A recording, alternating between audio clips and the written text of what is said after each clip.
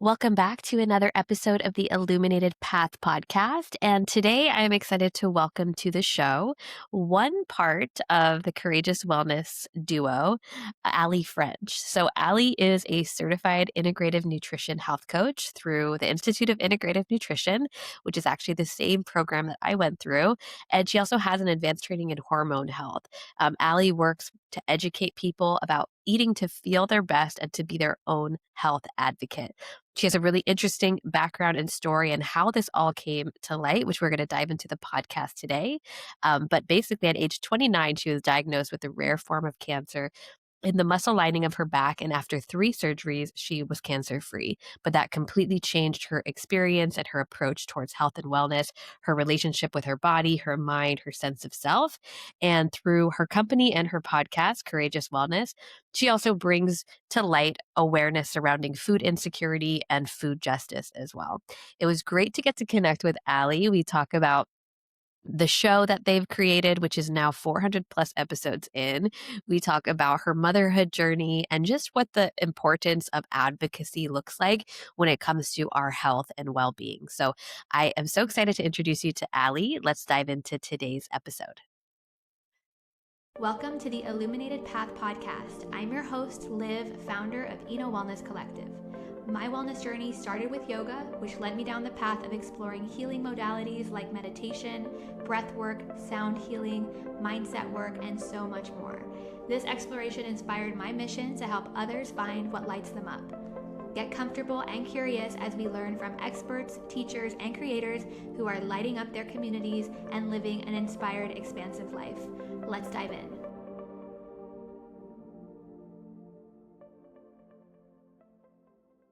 Welcome to the show, Aly. Thank you. I'm happy to be here.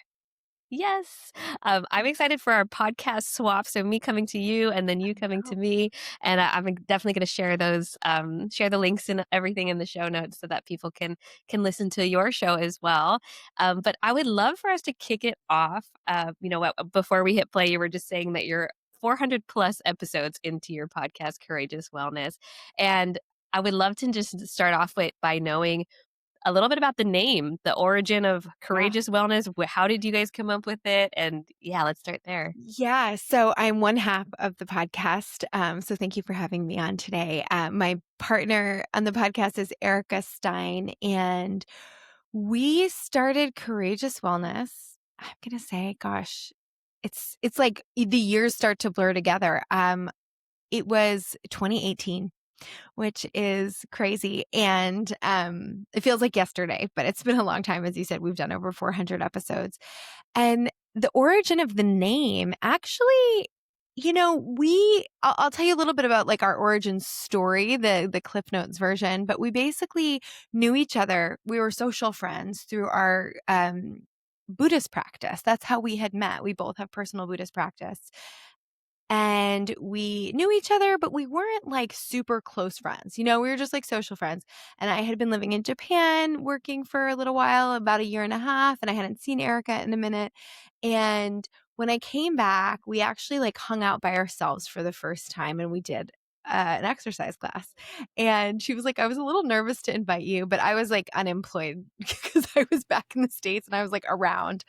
And so I said yes, and we started chatting. And I had this experience when I was 29 where I had a rare sort of tumor that I found in my back, and it was cancerous, and I went through multiple surgeries.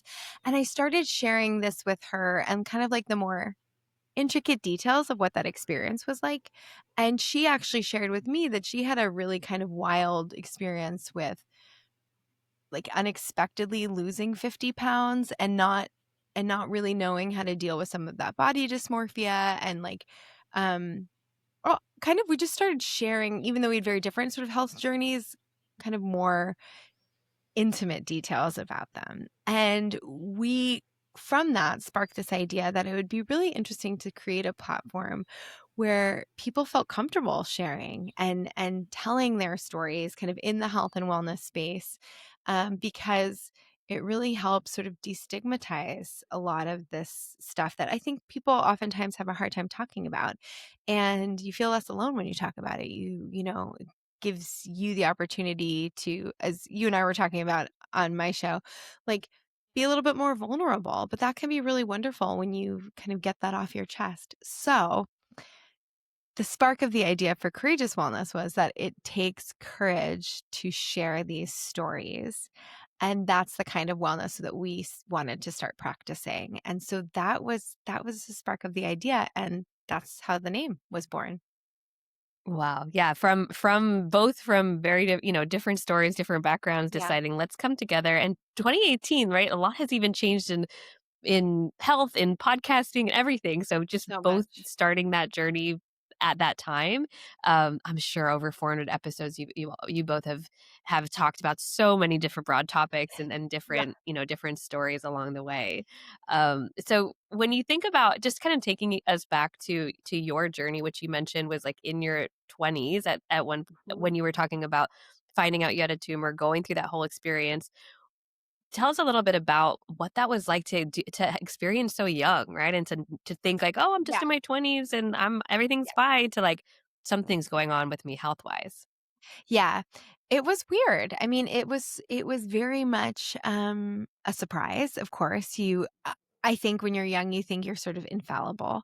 And I was healthy. So like in the sense that I had energy. I took care of myself. I was a full-time musical theater performer at the time. I was traveling for work. I did have an interest in how I fueled myself. I had an interest in like what worked for me, um, and staying strong because I needed my body. My body was like my tool for work in many ways. And I would ask it to do some pretty demanding things. And so it was something I took care in.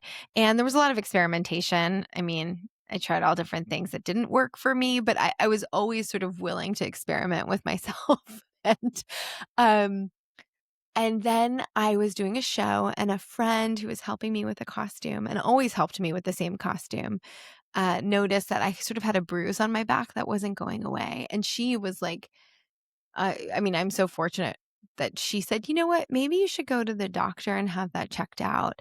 And ultimately, it was a form of sarcoma, and I caught it early enough that it had grown down through my fascia, but had not hit my muscle tissue yet. So it hadn't turned aggressive. So it was like very fortunate, like when I caught it. But I ultimately had to have 3 back surgeries, and I have a big old scar on it on my back, which I just say is like, from a bar fight. No, I have all different stories, but yeah, no, it was such an interesting thing. I feel fortunate that I didn't have to go through chemo at the time. But it was still, yeah, it was still pretty transformational as far as your own sense of like, facing our mortality. I think when you hear the C word, even if you're not sort of terminal in any kind of way, at 29, you're like, oh, I'm not infallible. Like what I do matters. And also, some things sometimes in life you just get dealt a hand, and how you choose to handle it and also what you learn from it can be pretty amazing. And I don't think I'd have this show or this business partnership or so many things had that not happened. Yeah. Yeah, sort of time stands still and, like, everything changes in an instant when when you find out that anything might be a challenge, health-wise, or there's something that you don't expect. So I imagine at 29, like, that influenced the next steps you took from there. So tell me a little Yeah. bit about what, after obviously going through the surgeries, healing, what did that experience spark for you in your wellness journey? Yeah, I so there's some like funny little stories that I'll tell you. One is nutrition related, but then I just wanted to mention I think the biggest thing that it sparked for me like after, as far as my health goes, was kind of an emotional health thing or a mental health thing, which was it forced me to stop. I remember the first surgery I had was like in the winter. It was in during the holiday season, and I had been working a lot. I was singing. I think I had a full-time singing gig at Disney, and I was doing another show, and I had to leave. I had to leave the show I was doing. I had to take time off, and I was sitting there alone in my apartment with like 16 staples across my back. And I had to just take a few weeks off for the healing, but it forced me to stop, and it forced me to like just, I don't know, get more still, because I was just kind of on a rat race a little bit. And that was hard, but then I also, got so much love and care, and I think receiving that was a big lesson. That was hard for me to receive that kind of love prior to that. So those were the big sort of like emotional things that were a part of that journey. And then the other thing was I had been a vegetarian for 4 years, and I was eating, I mean, I was almost vegan, but I was eating some fish and eggs, but I didn't do any dairy or meat. And I didn't really know what I was doing, to be honest. And I really felt an intense craving for meat when I was healing. And I didn't know what to do with that. I was like, well, my body is screaming at me, like, oh my goodness. But I was like, no, I don't eat meat. And then I was like, okay, I need to listen to this. Whatever's going on right now, I need to listen to what my body is telling me. And I remember going to get a piece of meat from the butcher. I had like sunglasses on. I was like, this is going to go one of two ways. I'm going to be either really sick, or my body's going to be happy. And it was very happy. And this was, of course, prior to any of my nutrition training. And I just was seriously, like, I seriously needed protein. I seriously needed some probably iron too, with like all the healing. And my energy started to come back. I didn't realize I was like really low energy. And this is not to say everybody needs to go out and start eating meat. If you don't, that's not the point of the story. The point of the story was that it taught me to listen to what my body needed at that point in time, and that we have different seasons of life. And if you choose to be vegan or vegetarian, I think there's very healthy ways of doing that. I just was not doing that at that time.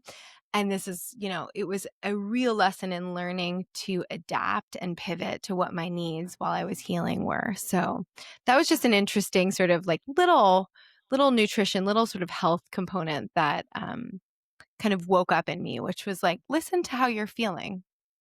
Yes. Yeah, and I'm curious how you then found IIN and started to go through your nutrition and sort of health coaching journey. I know we've both gone through that Yeah. program, and as I look into like, I remember when I signed up for it, and I remember just starting to see it at so many other places. I was like, so many people have gone through IIN in some capacity. So, what drew Yeah. you to then want to learn more about nutrition? Yeah, it's funny because Erica and I started the show prior to getting certified in integrative nutrition, right? So I think part of it was exploring this journey through the early days of the show and through our guests and through each other. And also having been through this health experience where I had to really pivot. And I was like, you know what? At this point, I need a deeper sort of understanding and education. I want to further like my education around nutrition. This is something that became more of a passion of mine because I had such immediate responses in my energy to how I was fueling myself. And I had always been interested in it. That's why I was trying different things for so long. But this was okay, I want something a little bit more formal, a little bit more structured, and I'm ready to just jump in deeper. And that's when, like, from that, we did more advanced coursework, and I'm like super passionate about hormone health and cycles. I know you do a lot of cycle work as well. And I think it's just fascinating the more you know. And I think a lot of women aren't taught about our bodies. There were certain things I learned about my cycle and my body in my 30s, um, which I wish I had been taught about at like age 10, 11, 12. So, yeah, I just kind of continued to dive deeper into that as my personal interest grew. Yeah. Yeah. I actually said that just the other day on a workshop that I was leading. I was like, why are we finding out all of this in our 30s? Yeah. Right. Or why are we like, there's this deeper connection to it. And, I remember when I was doing IIN, the two the two areas that I remember thinking, oh, if I were to do something deeper, go deeper into these topics, these are the ones that it would be. And it's the ones that you did, right? Which is Yeah. around hormones and like gut health. And Yeah. like those two to me are so fascinating. So after doing IAN, wanting to go deeper into those two in particular, was there something that sparked like, yes, I like let's go into these two as the ones? Um, so yeah, actually I did the hormone health advanced coursework, and Erica did the gut health, because we thought together in our partnership, those two things are intricately linked, I'm sure, as you know. And she was really, really, she actually, after that weight loss experience, as I had mentioned, and like the body dysmorphia and things like that, she actually wound up having quite a few gut issues that were sort of generalized with doctors and stuff. And she couldn't kind of get to the bottom of it. So she started reading, more about gut health and the gut. And that's what sparked her sort of passion around that. And for me, like I was saying, I was kind of diving deep into like the hormone world, but our gut and our hormone health are so linked. I also was having gut issues. And so that's why we thought if we both kind of expand this, they work so nicely together. And we started building workshops around that. And, yeah, and that's kind of why we went in those directions. And, I have to say, so much of the work I do now with people, especially with female clients, is really understanding how nutrition can be so powerful in our cycles and in the quality of our cycles. So, regardless of where you are, right? Like, doesn't matter if you're, in your menstruating years, or if you're dealing with trying to get pregnant, or if you're perimenopausal or menopause, it all nutrition can be so powerful at any point in the game. Mhm. Yeah, the diving into hormone health and starting to understand just how the female body works at different stages and different seasons, like you said. I feel like I meet a lot more people lately that are like going through perimenopause, or it's like on the horizon for them in some capacity. But when you think about just your own journey with hormone health, if you were to look at maybe two or three things that you've done just in your own life to just focus and sort of nurture your hormone health. I know you mentioned, Yeah. kind of incorporating meat into your diet again with something, but Yeah. what shifts have you made in your own life? Yeah, it's interesting because it took me a while to get pregnant. I'm 39 and I just had my baby. And I see a lot of women and friends doing it for the first time around this age, 39, 40, especially in LA. So I had to really dial in when I was trying to get pregnant too. One of the things I would say, well, actually, like the primary thing, and it doesn't matter where you are, this applies to sort of if you have female biology, is to really understand blood sugar balance, like how to eat to balance your blood sugar, because not only will it affect your energy on a day-to-day basis, like, breakfast will affect what 3 p.m. feels like, which is really important when you think about it, but also it will really help the monthly cycle, and then it will help long-term metabolic health and longevity. So there's so many ripple effects, but I would say really understanding how protein, fiber, some healthy fats, like really balancing your blood sugar, especially during your luteal phase, can have so much impact on sort of your cyclical experience, your menstrual experience each month. So that's huge. You don't want to ride the roller coaster is sort of how I talk about it. We want to just have like lovely rolling hills for our blood sugar, not not peaks and valleys. And then so that's big for me, and I work on that with a lot of people. And I would say another thing personally is I love caffeine. I didn't give it up, but what I did do was really I listened to my body at that period of time, especially when I was trying to get pregnant. And I was feeling really sort of jittery from coffee every day. And that hadn't always been the case, but that's kind of where I was at. So I switched to matcha, and I listened to how my body felt. and it felt much better. It was like a gentler caffeination. And yeah, caffeine can also impact our hormones, and listen to how your body feels. It's not something you have to give up. I'm very much not dogmatic around this stuff, but understand that these little tweaks can really make a big difference. And then the last thing I would say is I re-examined my relationship with alcohol, which can also have a massive impact on our hormones. And I gave it up for a really long time. It was something I felt pulled to do. I felt so much better. I was never a big drinker, to be honest, but it was something that was sort of like I was less conscious about, oh, you're going out and have a drink. And I decided to stop doing that. And it was probably over 2 years that I didn't drink. And now on occasion I might, but not frequently. And I think that also has been a big help in supporting my overall hormone health. Yeah. Yeah, so blood sugar, matcha, and then, being able to explore a relationship with alcohol. I feel like those are resonant with a lot of people listening are probably like, "Yes, I know. I'm I'm in the process of doing that in some capacity." Um, Matcha's definitely having a moment for sure as people start to, Yeah. like, rediscover, like, caffeine, their relationship with caffeine too. Yeah. And I'm not off coffee. We just got rid of our espresso machine at home. So like I'll Mhm. occasionally have a latte, but I'll go to a coffee shop for it. Like it's not Yeah. something I do every morning. Yeah, yeah, I Yeah. love it. Okay, Yeah. so I'm so curious that about how the podcast and your show has evolved over time because Mm. 400 episodes, that is a lot. I'm probably around like 50-ish episodes or so. I do bi-weekly episodes, so not every week, but I've already learned so much in the 50 episodes that I've done of like just so many people, so many interesting topics. And so I would love to know, that's probably a hard one though, but if you were to think about some of the maybe the most interesting conversations or even just the patterns Mhm. you see, like what you Mhm. notice about talking to that many people over the past couple years, like what Yeah. patterns have you noticed? Oh, that's such a good question. You're a great podcaster.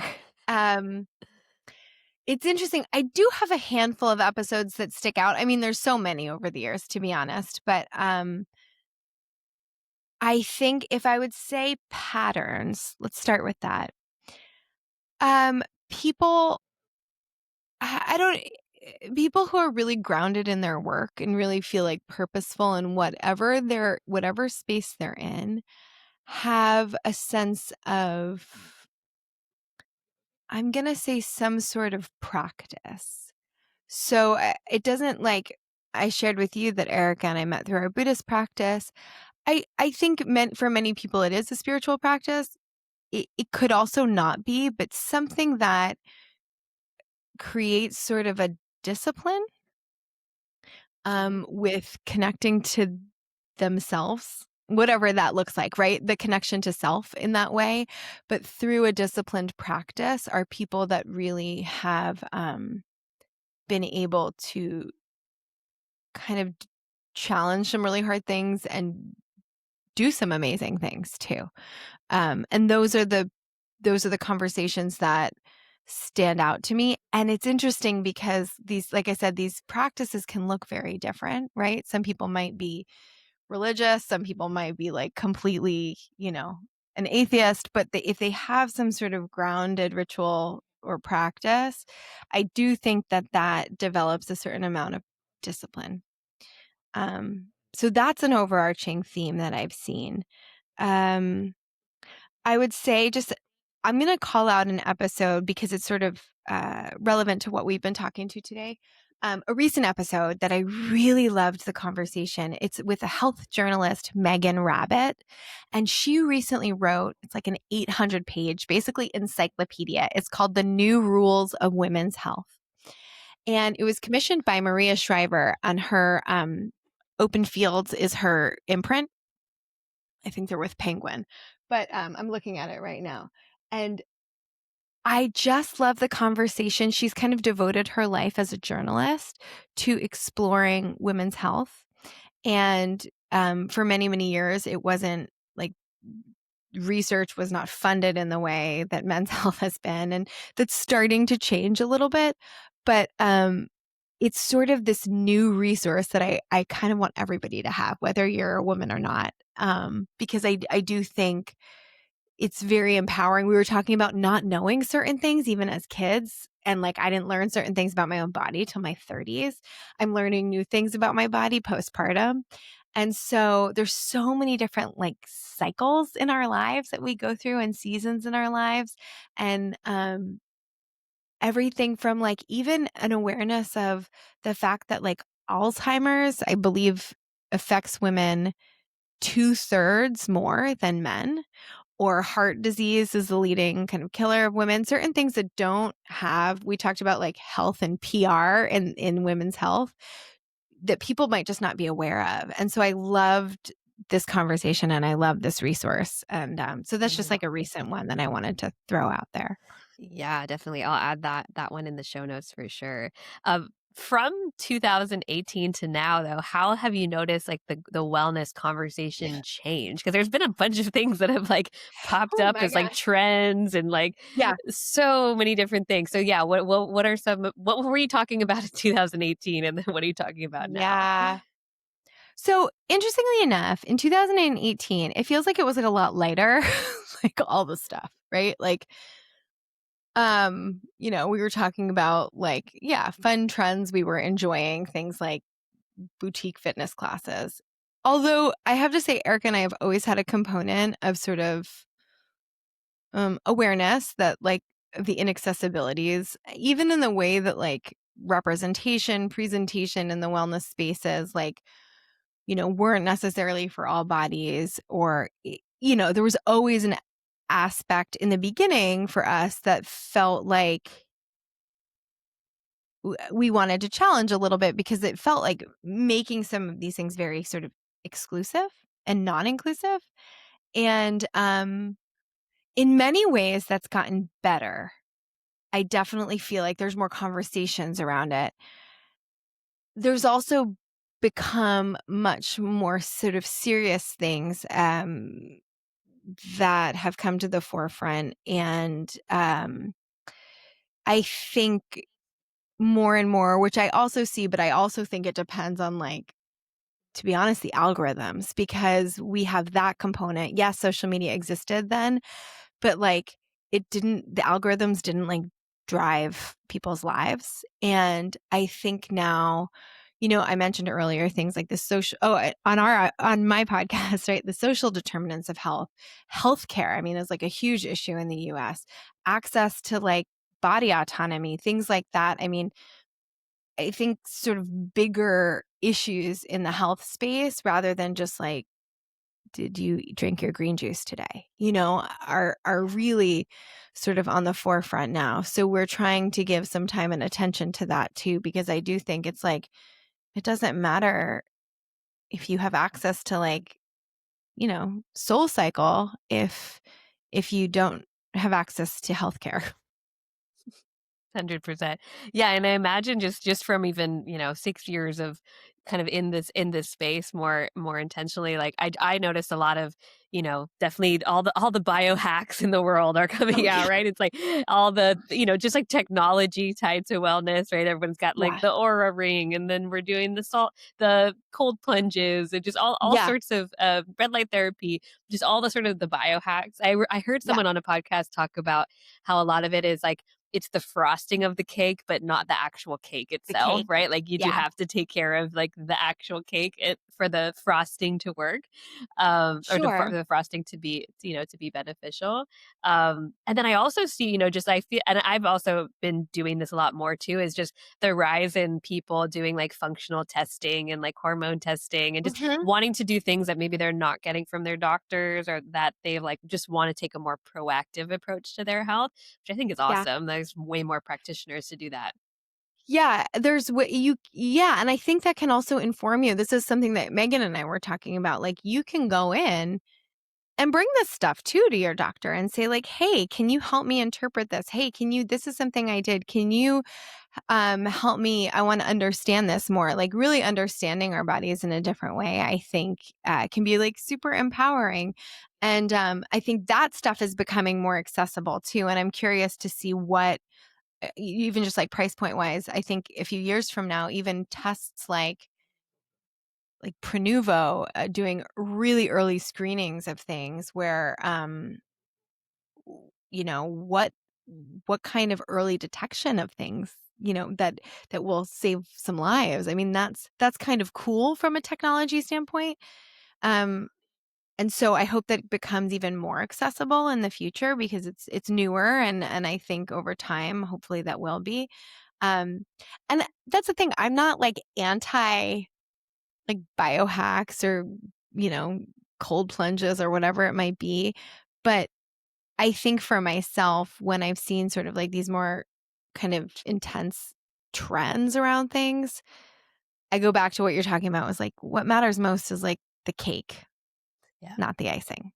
If you enjoy Okay. the icing, taste the icing, but it's not Yeah.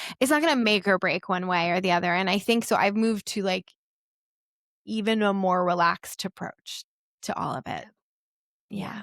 Yeah, and I know you're in your postpartum time right now. You're in the season of early motherhood, and um, I as I was reading more about your show before we hopped on to it, the word that I wrote down was like advocacy and being an advocate Mhm. for your health, and I'm sure that happened a lot as you were going through your own wellness journey. But I feel like advocacy comes up a lot in pregnancy, right? Or just like being Yes. the whole journey of becoming a mom and what you want to happen with you is a big piece of it. So I would love for you to share a bit about how you connect with that word advocacy, how it's Mm. shown up for you, especially in your current season.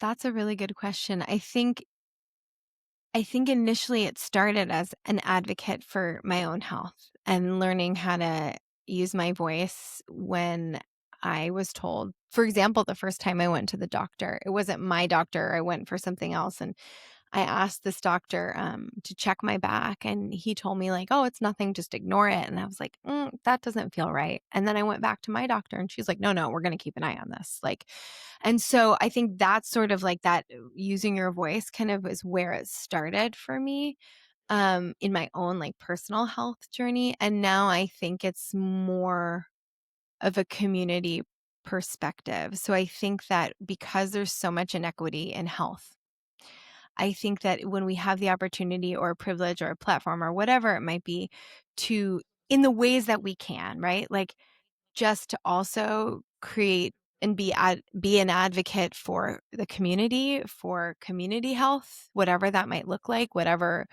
is being challenged in that moment. Um, it's like for self and for others, I think is the way that's expanded for me. And as far as postpartum goes, I'll just speak specifically to my own experience right now is um I've just felt called to talk about it in a way that feels real. And I don't know if that really falls under advocacy, maybe, but I had a wonderful medical team and nothing in my birth went the way I had hoped just because it just didn't. But I felt totally empowered with my medical team because it felt like a collaboration every step of the way. And ultimately I trusted them. So it didn't feel like I had to advocate in that way, even though I didn't ultimately have the experience that I wanted, which was so wonderful. I'm really grateful for that. But I think it's more advocating for moms, I guess, in the sense of like what we go through, what is very isolating, what can be very much not talked about, and what I think is important to talk about with each other and to like let people know what some of the realities are that I think we're somehow, I don't know, pressured into keeping quiet about, maybe. Yeah, definitely. I've experienced that a lot too. I feel like there's been different parts that have been challenging in motherhood that I was like, no one ever told me about this. No one told me that Yeah. breastfeeding was going to be so hard. Like I feel like that Hard, was a big so piece hard. that was so hard.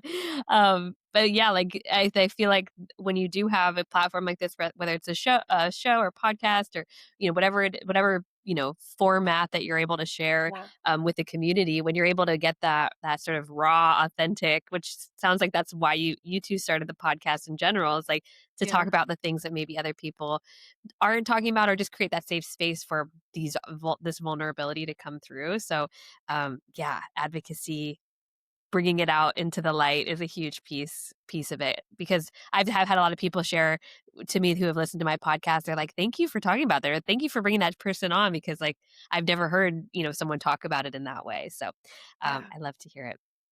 All right. So, as you think about the next sort of evolution of your season right now that you're in, right? The Yeah. evolution of courageous wellness, of your coaching business, like what are you dreaming up? What's the vision for Mm. this year? Yeah, so we have a creative project that we have been working on for a while. And my hope is I'm not quite ready to tease it yet, but I think my hope is it's like educational, it's empowering, it's like youth forward. And I think that's something that Eric and I have been thinking about before I had a little baby. I think because, again, going back to the theme that we've touched on a little bit today, um, I wish I had known just simple things, a little bit more, ways to take care of myself from being a young kid, even, or understanding my body and how my gut works, like what my body is doing for me at any given moment and how amazing that is. And so with that sort of mindset, we have a creative project that we're working on, which we're excited about. And yeah. And so that's sort of the next season of our partnership, our like version of courageous wellness. And we love the show. We will do it as long as it makes sense to do it. And we've been doing it for a long time so far. And we're with a great network who supports us but yeah, so that's sort of the next phase, is like kind of new creative projects to further support people of all ages in Yeah. understanding their bodies and their health. Amazing. And I mean, this came up as you were sharing that. Is there someone that's on your like, I would love to sit down and interview this person, like Ooh. your bucket list guest?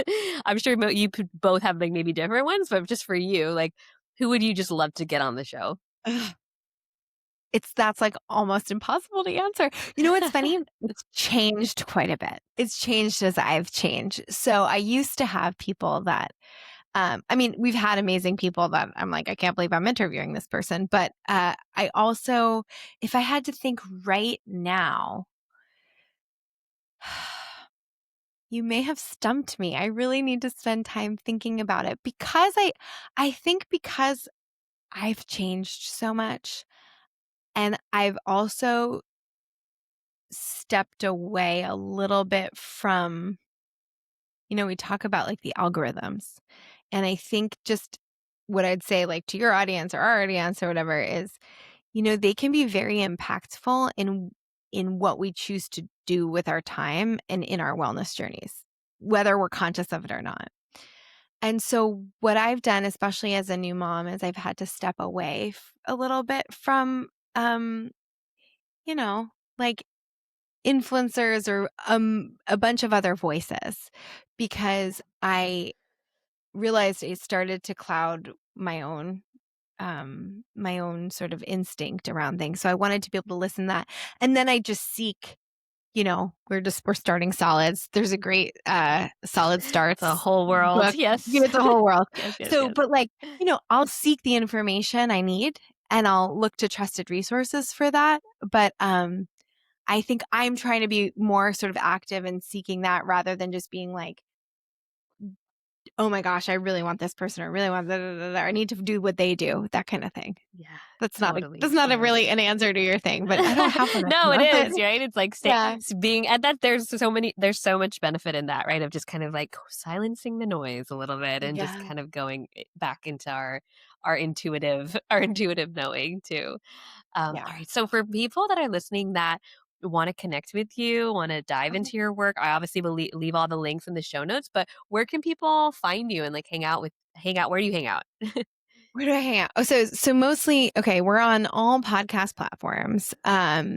We are audio, although if you want to catch a couple video clips, come hang out with us on IG. That's where we're most active as far as socials go.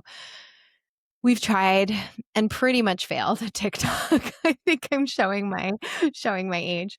Um, I mean, yeah, that's not the place that we hang out primarily. So come find us on IG, DM us, you can email us, and our website is courageouswellness.net.